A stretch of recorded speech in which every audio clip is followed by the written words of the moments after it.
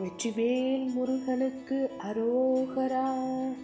அள்ளிக் கொடுப்பதில் வல்லமை பெற்றவன் அப்பன் பழனியப்பன். தினம் அச்சம் தவிர்ப்பவன், ஆறுதல் சொல்பவன் அப்பன் பழனியப்பன்.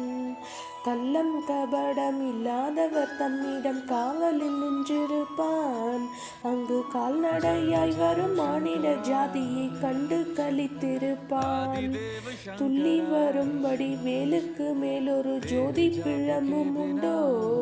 அந்த சுப்பையன் போலொரு அற்புத தெய்வத்தை சொல்ல மொழியும் உண்டோ?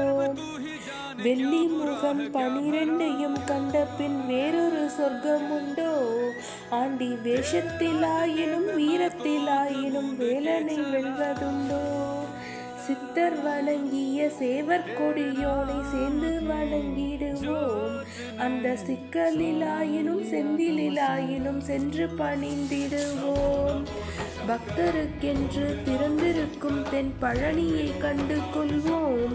அங்கு பாலாபிஷேகமும் தேனாபிஷேகமும் செய்து பணிந்திடுவோம்.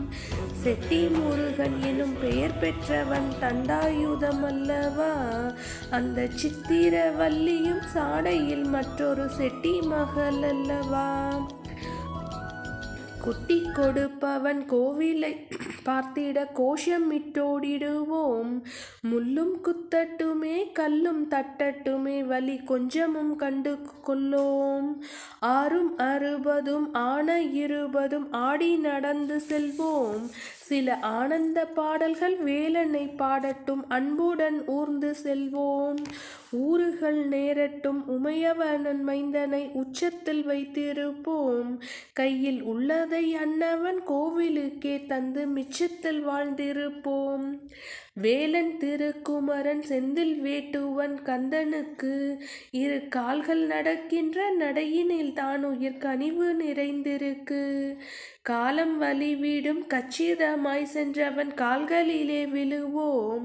அவன் கால்களிலே விழ கால்கள் நடக்கட்டும். காவிரி போல் வளர்வோம், காவிரி போல் வளர்வோம், காவிரி போல் வளர்வோம்.